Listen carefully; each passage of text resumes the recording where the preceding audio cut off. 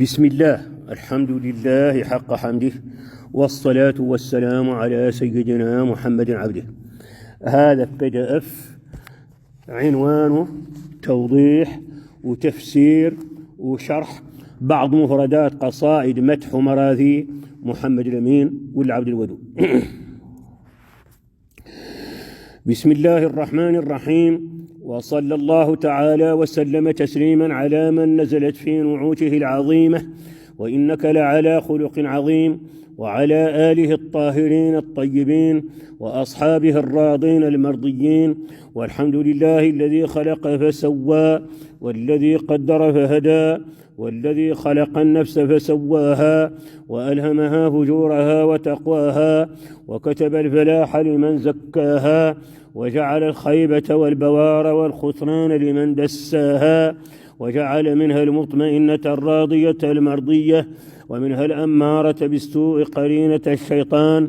أما بعد، فهذه محاولة لشرح أسماء جملة من الصفات الحميدة التي كان يتحلى بها الشريف الصالح والعبد الورع والجواد الكريم المنفق في سبيل الله تعالى، محمد الأمين ابن الولي العالم محمد عبد الله ابن عبد الودود، وتحلى بها آباؤه من قبله، قد تواتر ذكرها في مدائحه ومدائحهم، وفي رثائه ورثائهم منعوتين بها، وخصال ذميمة كانوا ينهون عنها ويربون أعقابهم على الابتعاد عنها، ويوصونهم بالمحافظة على تلك الخصال الحميدة والحذر من نقيضاتها. قد جمعتها مدائحهم ومراثيهم التي وردت في كتاب اللؤلؤ المشاع في مآثر أبناء أبي السباع، والكتب التي تفرعت منه كتشريف الأسماع وإماطة القناع ودرر العقود إلى آخره. وقد جمعها العلامة الكبير والشاعر المفرق الشهير محمد الملقب الطفيل والمحمد عبد الله والواثق المالكي في قصيدة عصماء لا مثيل لها في الأدب العربي، ومطلعها: سليل الفتى عبد الودود الحلاحل ترقى إلى سيساء كل الفضائل، محمد الأمين الأورع الكرم الذي تقاصر عن ميدائه كل فاضل. وقد تتبعت معظم ما ورد فيها من هذه الخلال بالشرح الكامل، وقررت إثباتها لأهميتها في ملحق تال لملحق بموجز تراجم هؤلاء الشرفاء الأقطاب. وما هذا المصنف إلا أحد روافد كتاب اللؤلؤ المشاع، ونثر لهذه القصيدة التي تعتبر من أجود عيون الشعر. وقد قمت بشبه شرحها لغة واصطلاحا، شرحا راعيت فيه ظروف القارئ التي قد تشح بفرصة المطالعة المجدية في أغلب الأحيان، رغم عدم توفر وسائل جودة الكتابة والتصنيف لدي في الحال، وغياب ظروفها الملائمة عني سوى الميول الفطرية والهواية الطبيعية.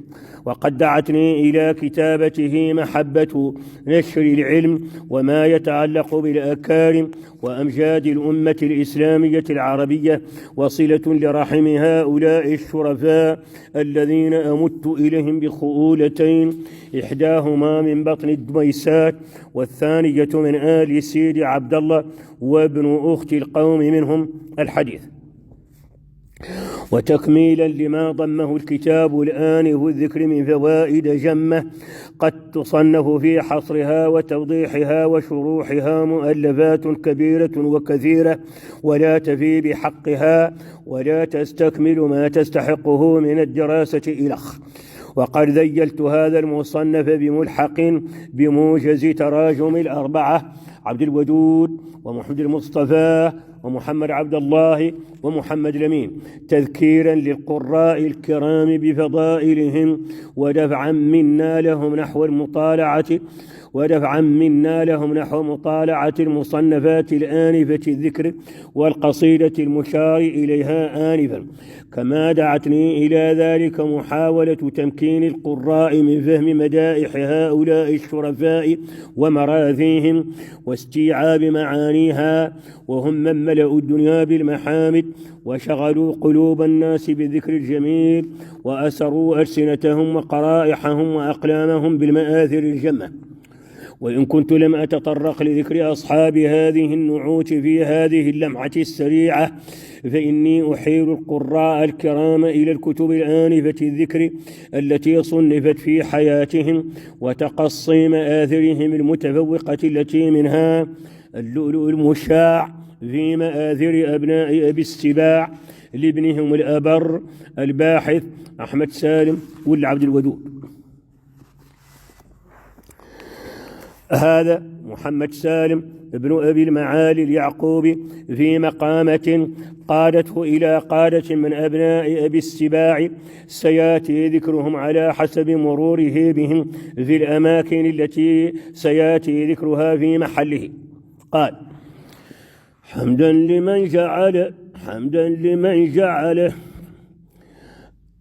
لمن قد جعل الأسفار تسفر عن طبع الفتى إسفارا، صلى على الذي يقول السافر إلخ ومعناه بخير تغر، تلقون عبدا من عباد الله نظره يصلح كل واهي، وآله وصحبه من اقتفوا آثاره ومن بإحسان تلوا. وبعد فاعلم أنني أنشأت نظام رحلة بها قصدت من موريتانيا السينغال كله، وقد ذكرت من وجدت فضله، وقد ذكرت ما أتيت من قرى والضيف مخبر للأهل بالقراء، وقد ذكرت ما أتيت من قرى والضيف مخبر للأهل بالقراء، مبارك ابتدا له والانتهاء، مبارك ابتدا والانتهاء، ميمون الانتهاء والابتداء.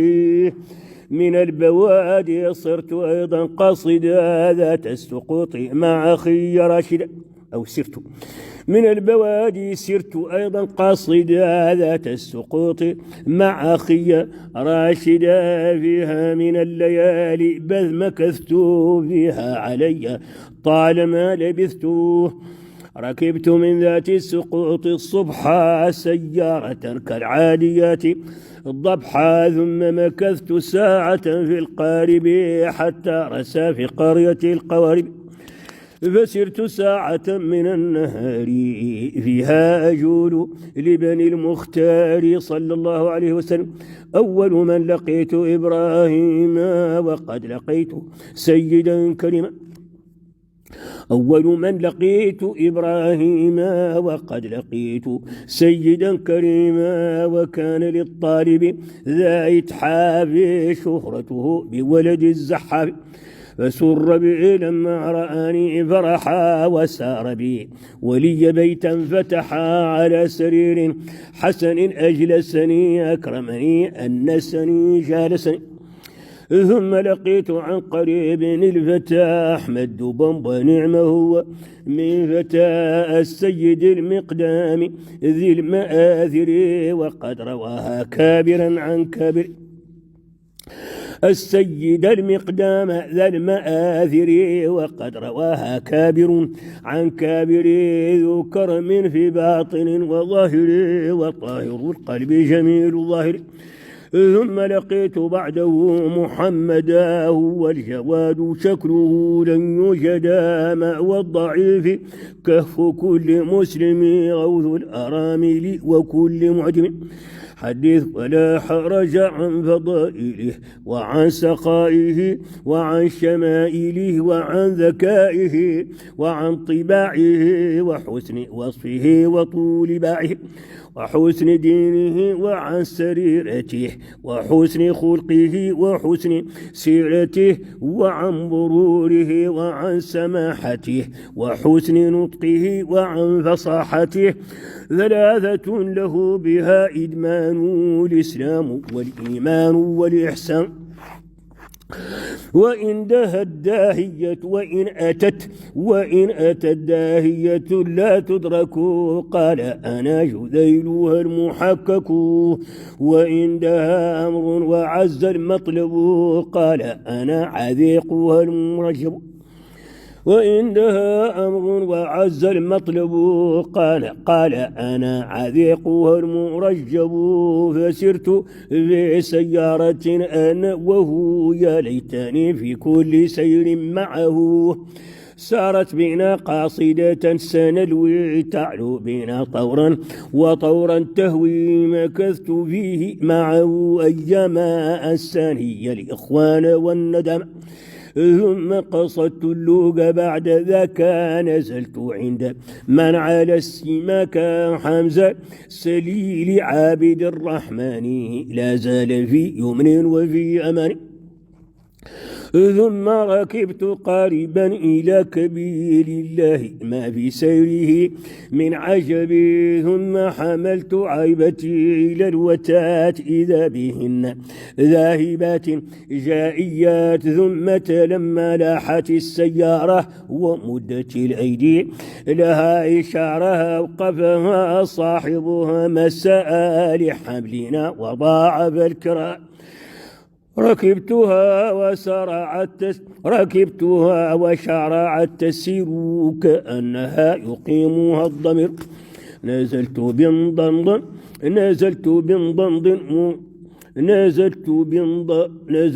بنضند مغيربانا. ثم حملت عيبتي عجلانا حتى أتيت لفتى الفتيان حمود نجل الشيخ ذي العرفان. من مثله بسينغال يندر ومثله بموريتانيا يندر. من كان في العطاء مثل الطاء أكرم به من رجل والضاء. من عنده قصدت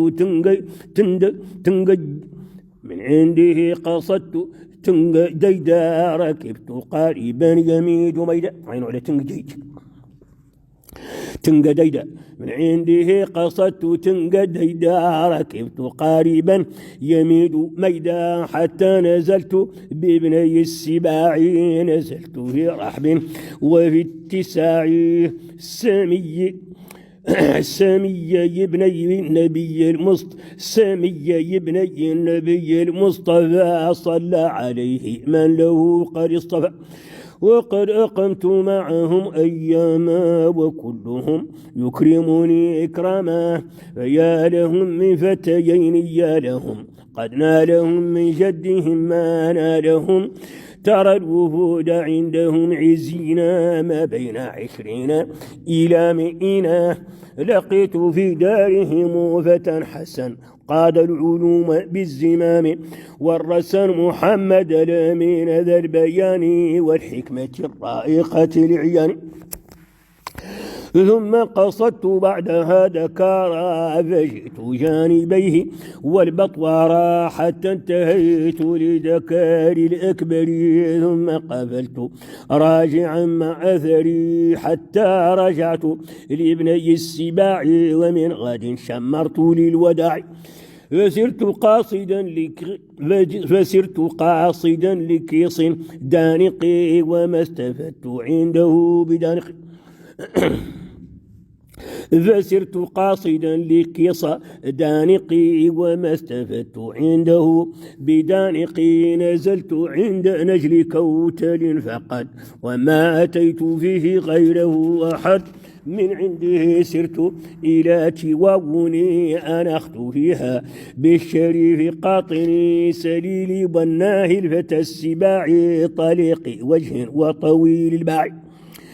من عنده انقاي مخ قصدته ثم بعيد ساعة أتيته أنخت فيه بالشريف الأحسن وقد أنخت بشريف حسن فهذه منازلي بالراي آخرها منزلتي بنقاي ثم لأنضم بيوم الآخر فظن خيرا لا تسل عن خبري فإنني صليت به أربعا ثم أربعا وفي مقامي به قد زرت أنقم ثم عاجلا رجعت جلست في قارعة السبيل للارتحال ساعة الأصيل فجاءني محمد بن الشيقري حملني على السفين المكتري لربه عني الكراء دفع لله ما أكمل ما قد صنع مكثت فيه قاطنا شهرين ومنه قد ركبت في سفيني إلى كب بأول النهار ومن كب ركبت في قطاري قصدت فيه اللوق ثم منزلي ثانية بها كمثل الأول قضيت ما قضيت من سكوني ثم ركبت في سخار قوني ركبت فيه ومعي حبين وعبيد سيدين نيرين نجل السباع فائق الأقران ومكرم الضيوف والجيران عليه قدما راية العطاء وراية الذكاء والسخاء فكان في السخاء لا يبارى وكان في الذكاء لا يجارى وعبيد ندب ماجد نبيل إذا تهب شمال بليل وقد نزلت بالفتى محمد بموريتاني ليتم مقصدي ثم إلى البوادي باقي السفر كما من البوادي بدء خبري يا ربنا فجاز عنا الشرفاء بالمصطفى وصحبه أولي الصفا صلى عليه ربنا بلا انتهاء والحمد لله بغير منتهى. وهذا المختار والمحمداء مختار والأحمد والمحمداء والحامد والمحمد بابا والعبيد الديماني مقرضا إماطة القناع عن شرف أولاد أبي السباع واللؤلؤ المشاع في مآثر أبناء أبي السباع على التوالي للسيدين سيداتي والشيخ المصطفى الأبياري وأحمد سالم والعبد الودود من أهل الحاج أحمد من أولاد أبي السباع. قال أفاد بما قد أرعف من يراعي وفيه أجاد في كشف القناع أفاد بما قد أرعف من يراعي وفيه قد أجاد أفاد بما قد أرعف من يراعي وفيه أجاد في كشف القناع عن الشرف الأصيل لمن نماهم أبو الشرفاء آل أبي السباع لمن قد أحرزت شرفا قريش به وقصي السادة بلا نزاع ومن من بنته الزهراء علي نما الشرفاء في كل البقاع إمام الصف والمحراب باب لخير مدينة ذات اتساع أبو السبطين أول هاشمي من ابنة عمه حسب السماع وكان بقبرها الميمون حقا قبيل الدفن أحمد ذا الطشاع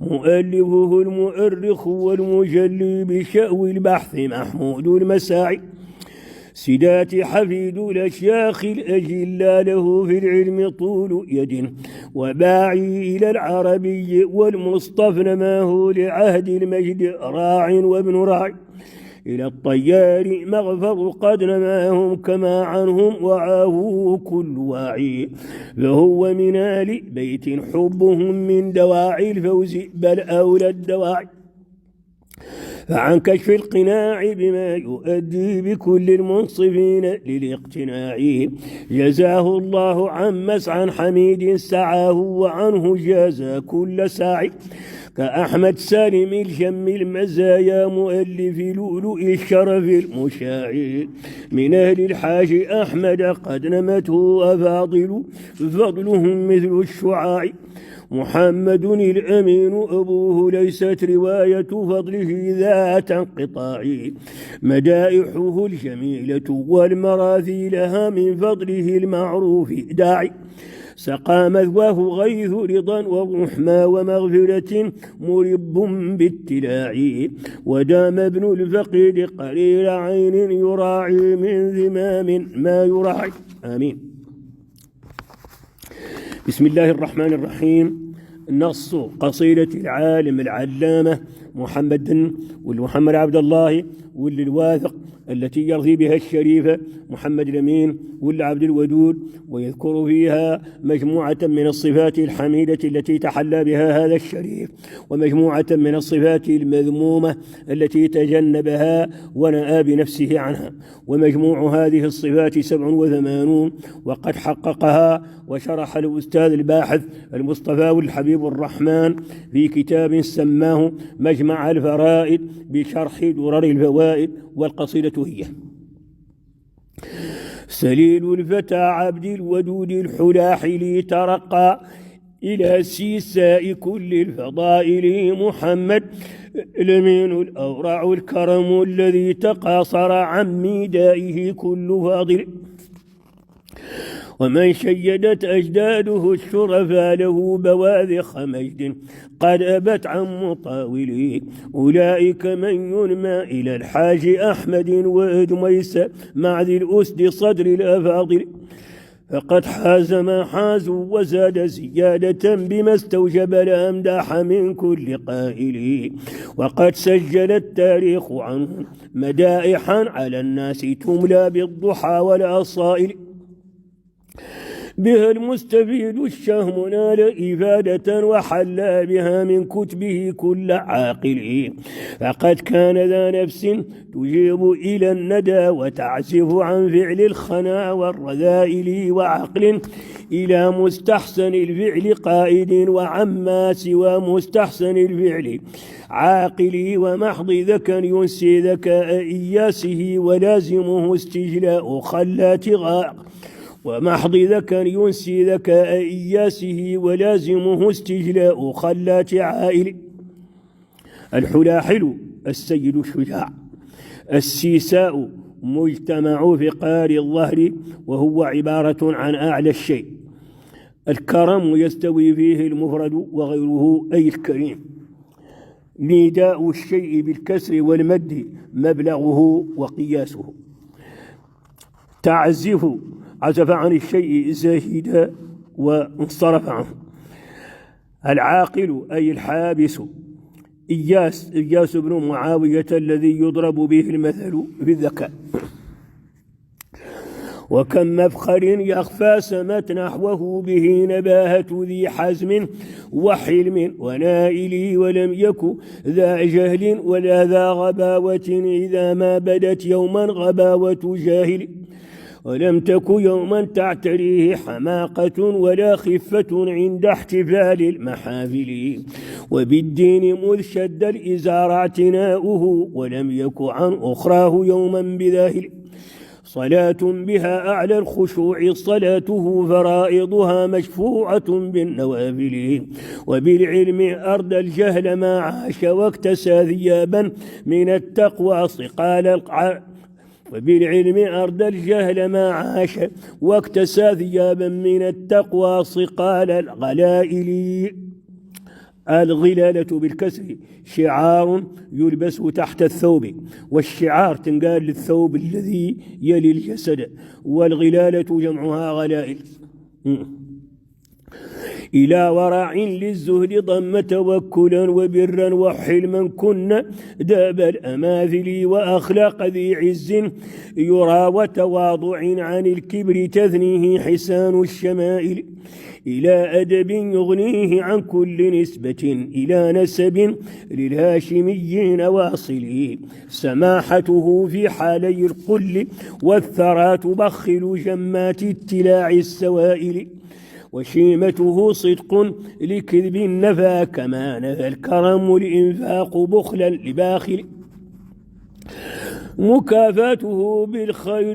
مكافاته للخير بالضيف دوبه ويانه عن عال وفعل الأراذل ومن طمع تحميه طبعا قناعة وعفة قلب لا يميل لزائل وللعهد راع والوفاء جبلة له إن يخاف غدر الصديق المواصل وقد كان ذا صبر ورب شجاعة ترد على الأعقاب كل القنابل وقد كان بالمعروف يأمر دامغا بصارم حق ترهات الأباطل.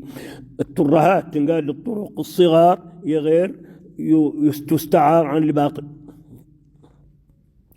وعن منكر ينهى وليس مباليا بجد أخي جد ولا هزل هازل صديقا لمن قد كان في السر مخلصا عدوا لذي زيغ عن الحق مائل مجالسه عن غيبة ونميمة تصان ولم يعمر زمانا بباطل ففي النصح والوعظ لذا قد تركز على حكم فيها اهتداء لغافل تقضت لياليه فأصبح أسوة على حسنها قامت صحاح الدلائل يعاشر كل الناس ما دام فيهم معاشرة البر الكريم المجامل تحمل أعباء السيادة دأبه ولم يستمع فيه إلى عذل عاذل وأحيا ممات المدح والذم قد نفى وشيد مبنى الفخر دون مناضل وزاد على حسن المدارات حكمة وشدة بأس قد كفت كل صائل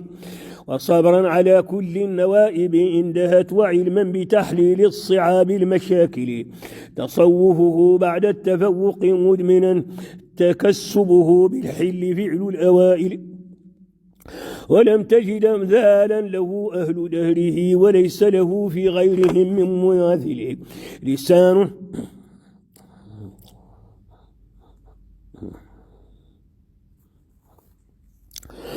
ولم تجد أمثالا له أهل دهره وليس له في غيرهم من مماثل لسان بقول خير كان اعتناؤه إلى قلم يعنى بخط المسائل وسيف به يحمي الحمى ويحوطه إذا شب نيران الوغى كل باسل لقد ملأ الدنيا علاه وصيته وساق إليه الشعر كل القبائل له توبة لله في كل لحظة رجاء لعفو للرضا منه الشامل ويكفيه آل البيت فخرا فقد نما إلى جدهم أجداده كل ناقل حديث النبي المصطفى فيه مقمع لذي حسد قال لآل وخاذلي وعن وطن كم سار ذو الفضل رائما لمال به نيل الكمال لكامل وإن يجمع المرء الدراهم نائلا بها الحمد حالا والثواب بآجله ويغني الأحبة والأقارب سيبه يفوز كالأمين الغوث أكرم فاعل فهيئ قبيل الموت زادا كزاده وكن باذلا قبل السؤال للسائل وبالضيف إن طالت زيارته فقم وكن مثله في بره المتواصل وفي المسجد المعمور صل صلاته وقم قومه في ليله المتطاول ومن دأبه كان الرضا بالقضاء ولو أتى الدهر بالمكروه من كل هائل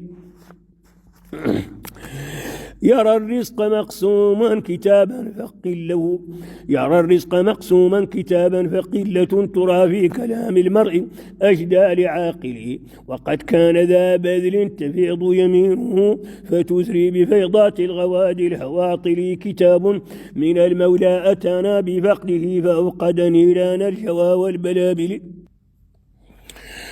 وزاد على حسن المدارات حكمة وشدة بأس قد كفت كل صائل وصبرا على كل النوائب اندهت وعلما بتحليل الصعاب المشاكل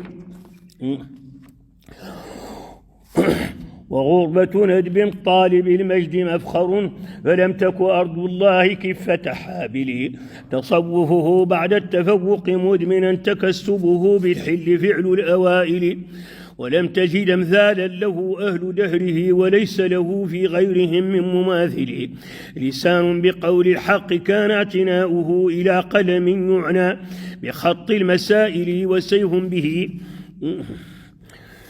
كتاب عز كتاب من المولى أتانا بفقده فأوقد نيران الجوى والبلابل.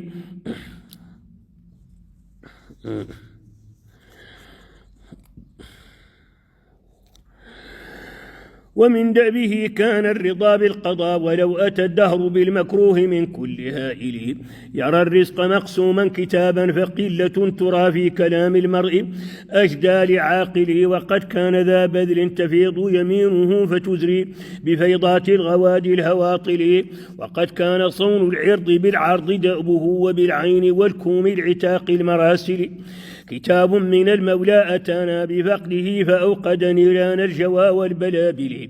سقى الله راموس الأمين محمد من الرحمات الغر أمطر وابلي وبوأه في جنة الخلد منزلا ينال بها مأموله كل آمل. وإن لنا بالمصطفى وبآله لتعزية عن نجله ذي الفواضل. ولو كان يفنى الشعر أفنى رثاؤه قريضي وفي عي غدوت كباقل. على المصطفى هادي الأنام وآله وأصحابه الغر البدور الكوامل. صلاة من المولى بها تكمل المنى وتزكو بها الأعمال من كل عامل.